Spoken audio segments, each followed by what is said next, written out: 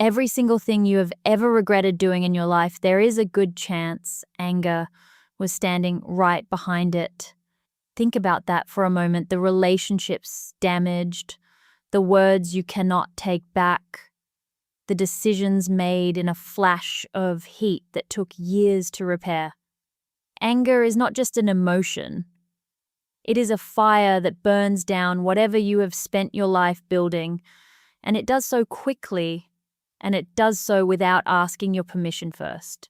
The Stoics were fascinated by anger, not in an academic, detached way, but in the way a surgeon is fascinated by a disease. They wanted to understand it completely so they could cut it out at the root. Seneca wrote an entire essay on the subject called On Anger, and he opened it with a striking observation. He said that no plague has cost the human race more. Not war, not famine, not disease, anger, because anger is internal.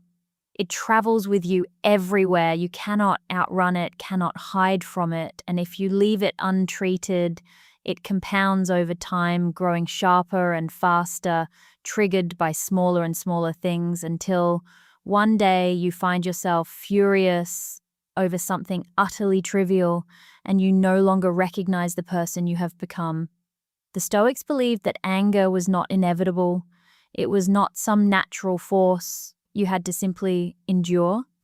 It was a choice made in ignorance, and it could be unmade through understanding. That is the promise at the center of everything we are going to explore today. Not that you will never feel heat rising in your chest, but that you will know exactly what to do when it does. Before you can defeat something, you have to understand what it actually is, and most people have a completely wrong picture of anger. They think it is a raw, unfiltered truth. They say things like, I just say what I feel, or at least I am being honest. But the Stoics would push back hard on that. Seneca argued that anger is not a revelation of truth. It is a distortion of it. When you are angry, your perception narrows. You stop seeing the full picture and start seeing only the part that confirms your grievance. You become, in a very real sense, temporarily irrational. Marcus Aurelius described it this way in his private journal, The Meditations. He wrote that when you wake up in the morning, you should remind yourself that you will encounter people who are ungrateful, arrogant, dishonest, and envious, and that none of this should surprise you because human beings are imperfect and struggling and often acting from fear or ignorance rather than malice.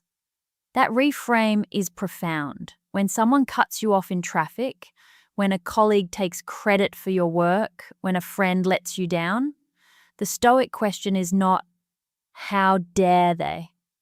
The Stoic question is, what are they working with? What fear or pain or blind spot is driving that behavior? Epictetus, who had been a slave and understood suffering in a way few philosophers ever have, taught that anger always contains a hidden assumption, the assumption that things should be different from how they are, that people should behave according to your expectations. And the moment you examine that assumption closely, it starts to fall apart because the world does not owe you that. It never did. Understanding this is not weakness. It is the beginning of real power over yourself. Seneca gave one of the most practical pieces of advice in all of ancient philosophy, and it sounds almost too simple. He said, delay is the greatest remedy for anger. That is it. Just wait. But do not dismiss that because it sounds easy, because in practice, in the moment when your blood is up and your jaw is tight and everything in your body is screaming at you to respond right now, waiting is one of the hardest things a human being can do. Here is what Seneca understood about the physiology of anger thousands of years before modern neuroscience could confirm it. The initial surge is temporary, it peaks, and then it recedes. if you can resist acting during that peak, you often find that what felt like an emergency a few moments ago now looks very different. He wrote that we should ask ourselves, what harm does it do me to suppress this feeling for a short time? The answer, of course, is none. The harm only comes if you act on it. Marcus Aurelius practiced this too. He would ask himself, before responding to anything that provoked him, is this really worth my peace? Because that is the true cost of anger, not the confrontation, not the argument, not even the relationship. The cost is your peace of mind. And Marcus understood that peace of mind was not a luxury. It was the foundation of everything else. Your judgment, your kindness, your ability to think clearly and lead well. Epictetus framed it differently, but arrived at the same place. He taught that between a trigger and a response, there is a space, and in that space lives your freedom. You are not obligated to be enslaved by the first emotion that arrives. You can pause, you can breathe, you can choose. And that choice made consistently over a lifetime is what separates someone who is ruled by anger from someone who has learned to rule themselves. Now, here is where Stoicism gets genuinely surprising, because the Stoics were not asking you to become emotionally flat. They were not telling you to suppress every strong feeling and walk through life in a kind of numb, grey calm. That is a misreading of the philosophy that does it a real disservice. What they were after is something far more interesting. They wanted you to transform the raw energy of anger into something useful. Marcus Aurelius is one of the most compelling examples of this in history.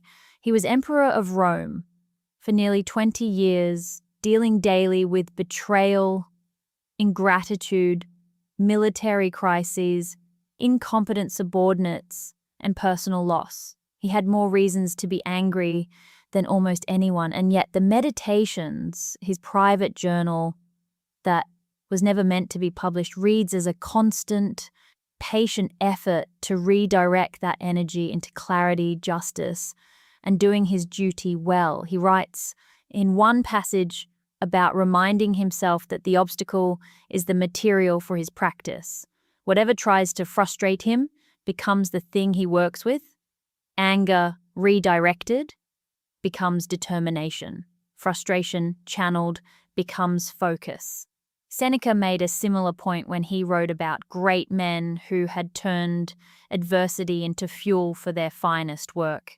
The energy is not the problem, the direction is. Epictetus taught his students to ask, not, why is this happening to me, but what can I do with this? That single shift in framing from passive victim to active agent transforms anger from something that consumes you into something that propels you. Think about the last time you were genuinely, deeply frustrated. That feeling carried real energy. The Stoics are saying, do not waste it. Do not burn it on shouting or stewing or replaying the offense in your mind at 2 a.m. Point it at something worth building. So, where does all of this leave us? Not with a trick, not with a quick fix, but with something more durable. The Stoics were building a way of life, and at the center of that way of life was the radical idea that your inner world is yours to govern. Anger comes from the outside, from events, from people, from circumstances, but whether it takes root and grows inside you is entirely your decision.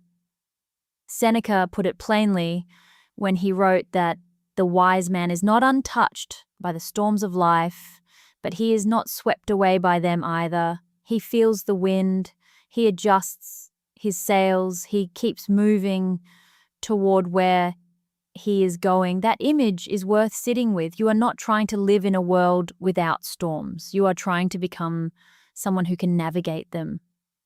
And the daily practice of this, the small repeated choice to pause before reacting, to ask, what is actually happening here, to redirect frustration into forward motion. That practice compounds just like any other habit. Marcus Aurelius wrote his Meditations not as a finished manual for others, but as a daily practice for himself. He was reminding himself again and again who he wanted to be when the pressure was on. That is the invitation here. Not perfection, not the elimination of anger from your life forever, but the slow, steady cultivation of a self that anger cannot easily conquer. Start small. The next time you feel that familiar heat rising, just pause for 10 seconds. Ask yourself, is this worth my peace? And then choose deliberately, not reactively. That is stoicism in practice. That is what it looks like to actually live this philosophy rather than just read about it. If this kind of wisdom speaks to you, subscribe so you never miss a lesson, and leave a like if this gave you something real to carry with you today.